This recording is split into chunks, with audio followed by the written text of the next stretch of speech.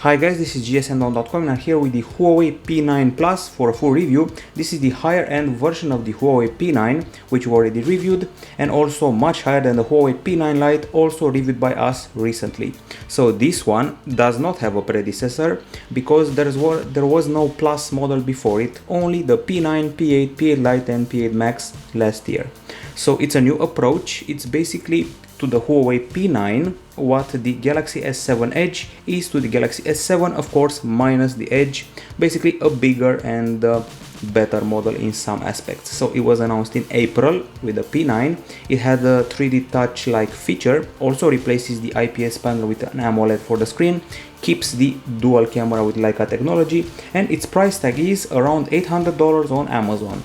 Time to discuss the design. So while the P9 was a 5.2 incher, the P9 Plus is a 5.5 incher, so the diagonal increases by 0.3 inches. The thickness is pretty impressive, 6.98 millimeters, pretty much the same as the one of the P9, but the weight has increased, obviously 162 grams versus 144 grams.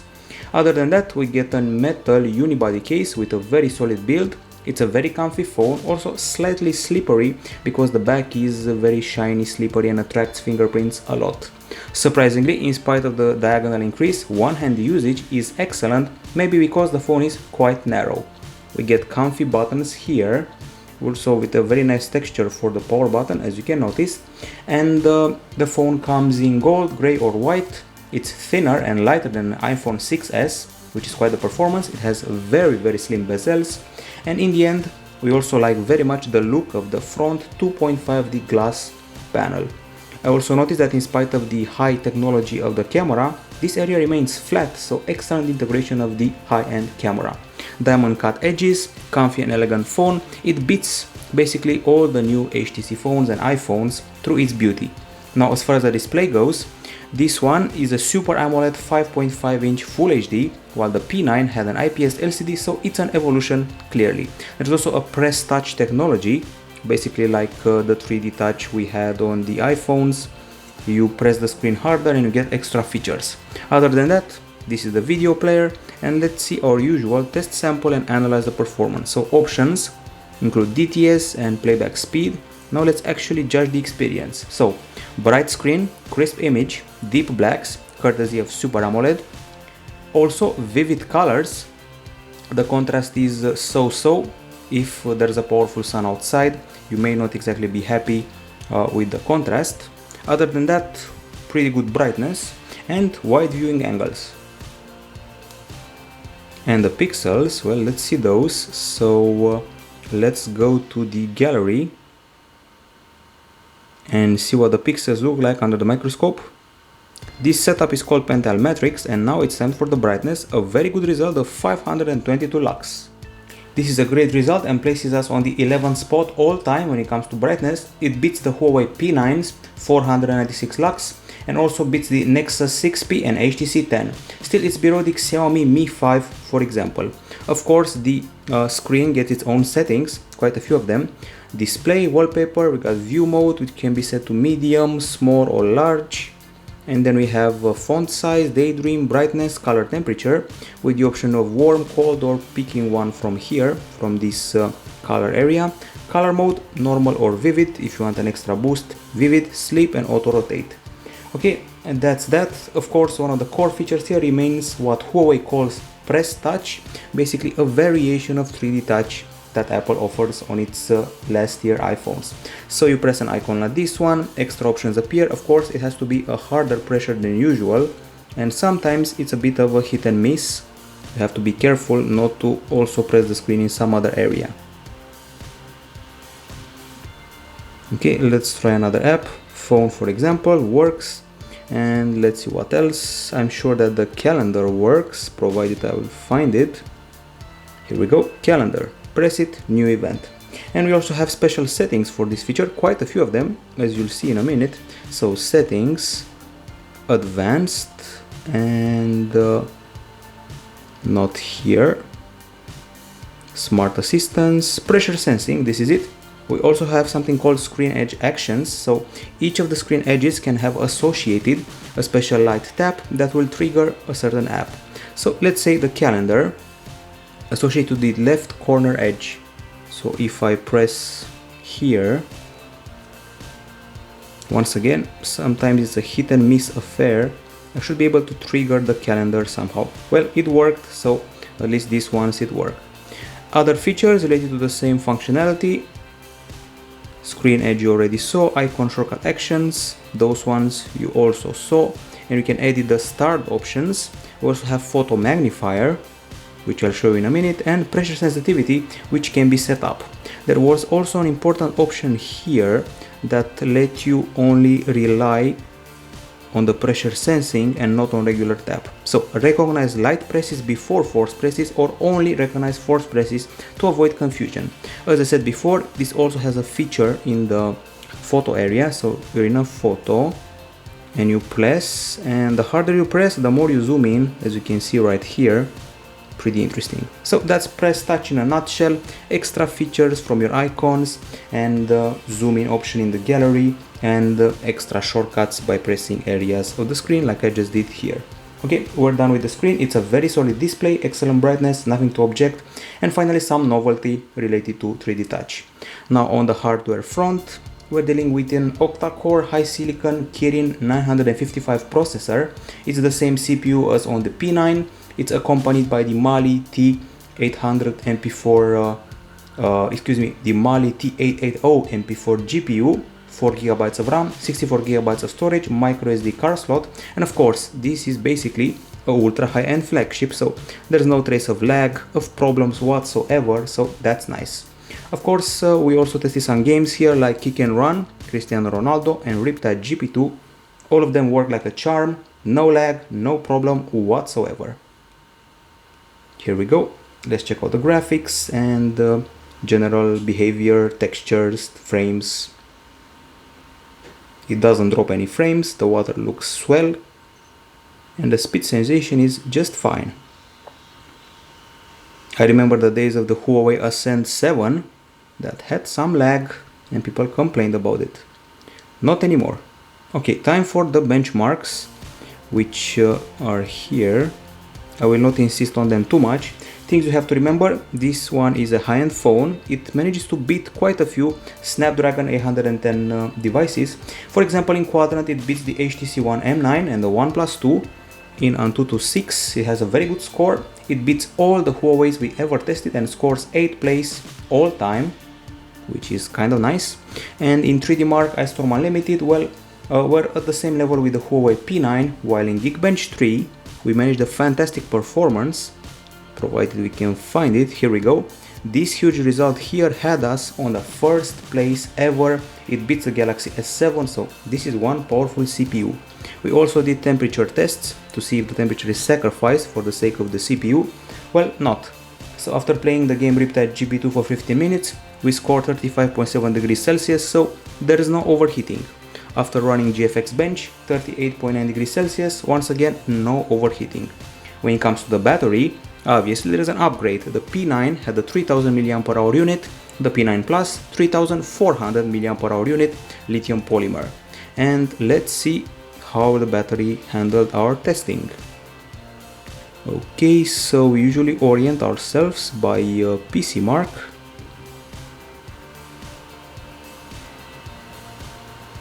And let's see how we can find the other time achieved by the battery. Here we go, finally. So the continuous HD video playback time here is 10 hours and 32 minutes, which is quite good. It's certainly top 30. It beats the LG G5, Galaxy S6 and Huawei Mate 8, but still is below the iPhone 6. Still, good result. PC mark, continuous usage simulation, 8 hours and 45 minutes. It's the 11th place all time, quite nice. It beats the Galaxy S7 and Note 5, that's good enough for me. Charging is not bad at all, 1 hour and 58 minutes. It's superior to the LG G3 and Xperia Z5. There are also special settings for the battery, obviously, but for a while now they've been hidden well in the advanced settings area. And here we are, battery manager, and we've got the power plan with the performance, smart and ultra power saving mode, those to adjust the CPU and network. This one keeps the basic call and message features. We got a ROG power saving, lowers the screen resolution to HD, protective apps, optimization available here with suggestions to get rid of problems, and Wi-Fi on during sleep. I have to say I'm pretty happy with the battery, so no objection here. There is an interesting aspect in the acoustic section. You may think that this is the only speaker. Actually, just like the HTC 10, the phone can use the earpiece and this speaker together. When held in a vertical position, it provides tweeter here from the earpiece, and the bottom one supplements it, while in a landscape position they become a stereo setup for video watching. There is DTS acoustic, and as usual Huawei did not implement an equalizer. So let's listen to some tunes now.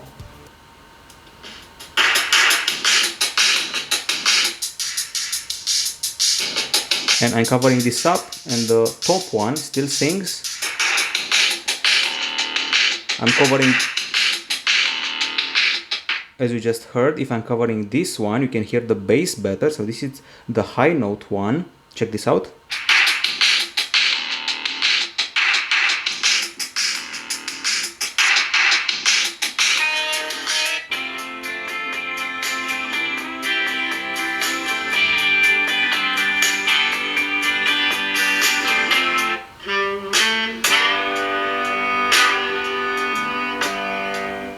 Okay, so the conclusions, a very nifty system. This one is for the bass and low notes, this one is for the high notes, and the sound is very loud, sometimes even a bit distorted. The voice is heard great, and high notes are perfect. It can easily cover a conversation, and the volume is very satisfying, and so is the bass. Obviously we did tests, we could not only believe our ears, and by tests I mean those done with the decibel meter, where we scored 87.1 decibels. It's great, it beats the Huawei P9's 83.9 decibels, it's 11th place, beats the HTC One M9 and the LG G5. Now let's see the headphones. Nothing fancy here, they're the typical headphones we saw over the past years with the P8, P8 Lite, P8 Max, or whatever other models you fancy. They resemble the Apple AirPods, they're quite loud and not very comfy, sadly. They also have a big remote that's quite comfy, and that's about it. That's everything we had to say about them.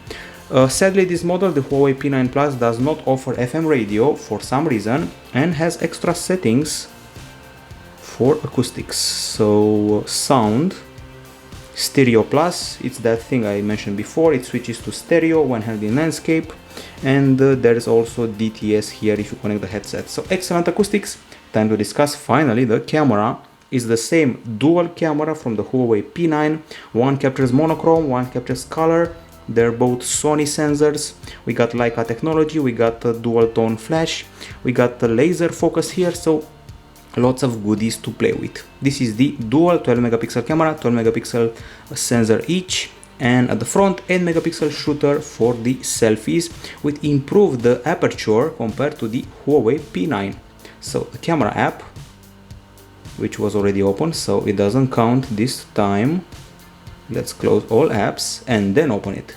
So start it up very fast, as you can well see, and now let's see how it handles our test, which involves focusing. I have to say I expected the focus speed to be just a little bit better. It's good, but it could be a smidge better. Got a fluid zoom here and pretty fast picture taking. If you saw our review of the Huawei P9, the interface is exactly the same. The Huawei P9 Lite did not have the same interface, well, this one does. So on the left side, front camera shortcut, there are these filters. There's this special option with standard, vivid colors and smooth colors for an extra kick of the colors, and with this one you can actually play with the shallow depth of field, so you can make things around an object blurry to make it stand out.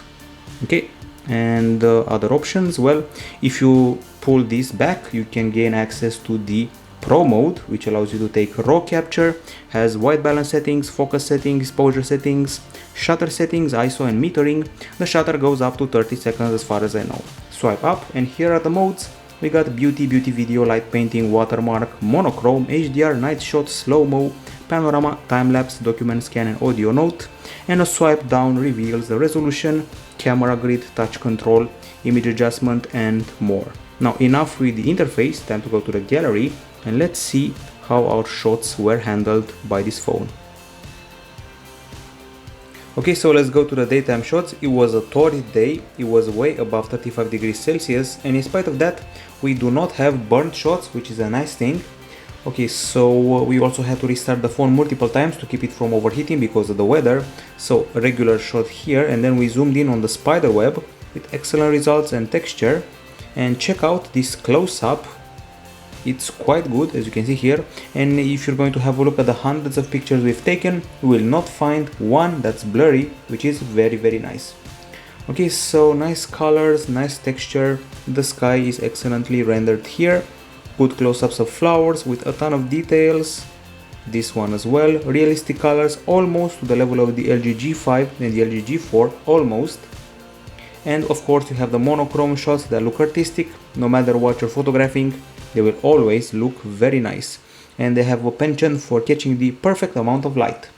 Now the panorama has a resolution of 13,248 pixels over 2304, and compared to what other phones produce, it's basically perfect. It's not very curved, it's very detailed and looks very nice, although some of the trees were burnt because once again, very sunny day. Some more shots, some of them landscape, and if you keep zooming in, you'll see there is not a big detail loss. Speaking of zooming, there's a drone here, and we zoomed into it, and once again, good details. I know I keep repeating this word, but I have to say that for a dual 12 megapixel camera, shots are quite nice. So this is where we apply the HDR. This is the regular shot, and this is the HDR shot. You may not notice it, but on a PC, you'll be able to see that the burn of the sunlight is gone in the second picture, and that's nice. A few more shots. We played with the focus. We blurred the background and focused on the foreground and vice versa. And then we enjoyed the colors of graffiti in an expo of such things. More colors here, realistic colors, good textures, and also selfies. The selfies are clear, both the background and the foreground. Skin texture and hair texture are pretty natural. And let's go forth, once again HDR. This shot felt, well, let's say maybe a bit too lit, but with the HDR things became more natural color wise. Excellent texture of the statue. And then we have a bunch of selfies. I was actually testing a pair of headphones and used this phone extensively to help with the tests, and the results are fantastic. Keep in mind that all those shots are taken with the front camera, which is totally impressive, superior to any other Huawei phone I've seen. And now once again a zoom test for this flag without losing details. Excellent colors and textures here yet again. And then we come to a portion where we started playing with that special feature with depth of field and shallow depth of field. And this is what you achieve. Everything is blurred behind the flower, and the flower is highlighted more than ever. Every once in a while there was a bit of a hit and miss, and you can also change the aperture however you like after the shot. But once again, some of the shots we've taken under these conditions were a bit missed, and they were blurred in the wrong areas. However, you can readjust the thing after the shot, as I'm doing here. A pretty nifty effect, which we also played with on the Huawei P9. This is one of the missed shots because the blur is applied strangely and overlaps on the flower, which is a bit of a failure, and not even the correction can help it. So a hit and miss, but usually a hit more than a miss. Okay, so more black and white shots, feeling artistic. And overall the conclusion is that if you compare this to any other flagship, it stands on its own, and it's maybe 5%, basically less than 10% of a drawback compared to the Galaxy S7 or the LG G5. The G5 has better colors, and let's maybe say that the Galaxy S7 produces crisper images, but in the end this one is not very far from any of the other Android phones on the market. The focus play is an advantage. Having a dual camera is something that not many phones do. The LG phone does have one, for example. Even more graffiti here, and we also took some shots in the shade this time, and they looked very nice with zoom included. Now let's go to the low light capture. Obviously it happened first indoors and then at night. Frankly speaking, I wasn't totally blown away. Don't get me wrong, the capture is very good. It's good quality, nice brightness, not a lot of yellow. The street lights are, let's say, so-so, not big streetlight halos, but in the end it feels clearly below what the Galaxy S7 can achieve, and also clearly below the HTC 10, the current champ of low light capture. Of course, images are very clear, street light halos are a little bit big, as you can see. However, we also found a few blurred shots at night, so not exactly perfect, but still looking good. I have to say it's somewhere in between, let's maybe say the LG G4 and the HTC 10, although even the G4 had excellent nighttime capture. So I'm not discounting it or dispelling it or dismissing it as a nighttime capture phone. As you can see, the flash is very potent, but once again, it's no match to the HTC 10. In the end, about 10% below all the other flagships, which means it's still a very good camera phone and with very nice extra options. On the video side, we filmed in Full HD, MP4 at 30 or 60 frames per second with a bitrate of 17 or 34 mega per second. So we're going to start off with some slow motion clips, so let's find them. Okay, so we got this one here, and here's the slow motion bit. Quite nice and pretty well rendered, not much loss of detail, and even at a 720p resolution you can see everything perfectly. Okay, so we're done with the slow-mo. Now time to see the 30 frames per second videos. So let's start with this one, which is also an digital image stabilization test. We descended a set of stairs, and the problem is that there's a bit of sunburn here. The microphone cannot exactly handle the wind, as you can well hear. The details in the distance tend to fade a bit, and the stabilization is so-so. The good news is that we're not losing clarity and we're not losing focus, even though we're panning around quite a bit. Okay, so that's the 30 frames per second video. Once again, there is no 4K here, and now this is the 60 frames per second video, which is excellent. Great colors and clarity, a cinematic view, very good exposure and texture. The sky is a bit white, but the exposure gets set up better. And I found many of these clips to be quite shaky for my taste. I expected a bit more on the video side, considering the audio side was so good. And another clip.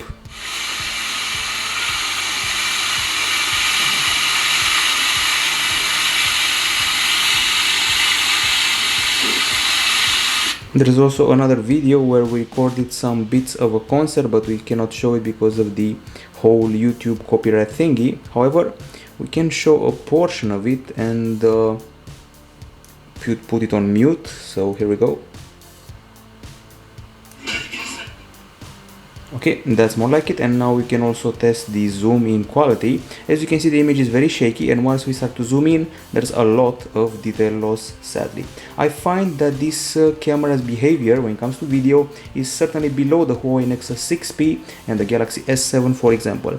The Nexus 6P filmed in an excellent manner, if I remember correctly. Now let's see how the camera handled nighttime, or better said low light video capture. One example. So at first sight everything looks nice. Of course we get the big street light halos. The clarity is quite good. There's a bit of fuzz around the lights. Okay, clarity, good brightness, nice colors, a bit shaky, and aside from the fuzzy lights, maybe I have to say that this capture is better than most Huawei phones at night. In the end, once again, compared to the photos, the video capture is underwhelming. No optical image stabilization, no 4K, sadly. Okay, time to go to other aspects like the web browser. We got Chrome pre-installed here, so let's give it a go. Let's access gsmdom.com. Reasonably fast, I have to say, and its dedicated benchmarks are quite good, including some Spider and the right version of BrowserMark, so that's nice. And then we get Swipe for the keyboard and a comfy and well-spaced keyboard for that matter. And now it's time to discuss the connectivity. So this phone comes in a dual SIM or single SIM version, and it has 4G LTE with FDD and TDD support. There's NFC, there's infrared here at the top with a dedicated application, which I'm going to show you immediately. And aside from that, we also have GPS and GLONASS. There's Wi-Fi A, B, G, N, AC, Wi-Fi Direct, Bluetooth 4.2, USB Type-C here at the bottom. And this is the remote app, which I just mentioned, allowing you to control a Samsung TV set in my case, and add the TV, air conditioner, set-top box, camera, DVD player, projector, and more. Other than that, well, when it comes to the calls, I have to say that the sound is clear. We got a triple antenna setup for excellent signal, good microphone, and pretty loud calling. We got the usual options like harassment filter, there is a pocket mode, virtual HD call, and speed dial, so everything is nice when it comes to connectivity. We also did a speed test, reaching a huge 206 megabits/second download in Wi-Fi, so that's excellent. Now, as far as the software goes, if you saw the review of the Huawei P9, well, it's exactly the same on the P9 Plus. It's Android 6.0 Marshmallow with Emotion UI 4.1 on top, same experience as P9. We got a flat and bland color user interface. And if you go to the lock screen and you swipe up, you can see the media controls and 4 shortcuts at the bottom, pretty typical. Multitasking is shown as a horizontal queue of thumbnails related to the applications. If you pinch one of the home screens, you can gain access to wallpapers, widgets, transitions and more. Widgets are mostly stock, some are unique to Huawei, but once again mostly stock. Transitions and more settings like layout, shape, auto align and all that. The drop down section still looks like a timeline and semi-transparent, and we got quick settings here. Now, speaking of settings, let's see what this area holds for us. We got home screen style, standard or simple, and we finally get to display sound and fingerprint ID. There's a fingerprint scanner right here at the back, and let's fire it on. So you can back it up with a pin, which you can confirm, and you can unlock the screen, but first you have to enroll it, and every time you remove the protection, the print gets also removed. Quite fast setup, and aside from unlocking the screen, you can access a safe area, app lock, and what else? Take a photo or video, answer a call, stop an alarm, browse photos, or do this. Swipe on it to trigger the notification area. When it comes to actually unlocking, here we go, you don't even have to unlock the screen, you can do this, or you can do this, or this, at a variety of angles, and still be able to unlock it fast and efficiently. Let's see what other options and settings are offered here. So aside from fingerprint ID, which you already checked out, there's screen lock and passwords and smart assistance with options for the navigation bar. We also have a floating dock if you want that, pressure sensing, motion control. It includes flip to mute and those special knuckle gestures like this, and you can also take video with a special knuckle command. And let's see what else. You can draw a letter to open an app, and you can even trigger a dual screen mode. I should be able to draw a line on the middle of the screen with my knuckles and split the screen in two. Here we go, finally. I was about to say that it's an on and off experience, but in the end it worked. You can use two apps at the same time on the screen. We're not done with the settings, we have more. So smart assistance, smart cover, smart headset, gloves mode, and then got do not disturb, Huawei ID apps, and advanced settings with a few extra options. Now let's talk a bit about the applications. So as usual, I started to count them all and I got up to 37 apps. It's so, not exactly keeping it skinny and not exactly bloatware, certainly less, a smaller number of apps compared to the Huawei P9, so that's nice. So among the 37 apps, things to remember: we got the Google Suite, we got calendar, obviously, got an email, themes that are highly customizable, as you can well see, the very useful phone manager with system optimization, traffic manager, harassment filter, etc. High care, health, which still could use more features in the future, maybe. A bunch of tools like voice recorder, quite capable, torch, mirror, weather, and smart controller, which you just saw for remote. I mean TV remote, and that's that. So this is the end of the review of the Huawei P9 Plus at gsndome.com. It's time for the verdict. We start off with the pros and cons. On the pro side, obviously, a beautiful design, bright display, good performance, not bad battery, fast charging for an USB Type-C device, excellent acoustics, very good pictures with the back camera, artistic monochrome shots, great connectivity, nice gestures and fingerprint scanner, and those are the pros. Now on the con side, it's a bit slippery and smudgy at the back, no optical image stabilization, no 4K video capture, and generally the video capture could be a bit better. Not many changes from the past year's Emotion UI. I feel that the Huawei must evolve. For example, this timeline has been the same for about 2 or 3 years. They need to change some of it to become more modern. Other than that, we don't have many objections. As you can well see, not many drawbacks here. If I had to choose between the P9 and the P9 Plus, frankly, I would go with this one. It's bigger, it's better in some aspects, like the front camera. At least it has the better aperture. What else? Improved battery, excellent performance as I mentioned, and it's to the P9 what the Galaxy S7 Edge is to the S7. It's a matter of choice, a matter of your purse and wallet, how much you can afford or not. Anyway, once again, if I had to choose, I would choose this over the P9. Every problem that I found on the P9 has been solved here. So the P9, for example, didn't have a very impressive battery. Well, this one solves the battery, so that's nice. Performance is also very good. It's lighter in the hand. Stronger in the hand, because the P9 felt too light. This gives you more security when gaming, so that's a nice feature. So overall the P9 Plus is a certain evolution of the P9, and I advise you buy it maybe instead of the P9 unless you want to spend less. So this is gsn.com. This has been the presentation and review of the Huawei P9 Plus, a very solid Huawei phone, certainly the best that Huawei has made so far. Bye bye.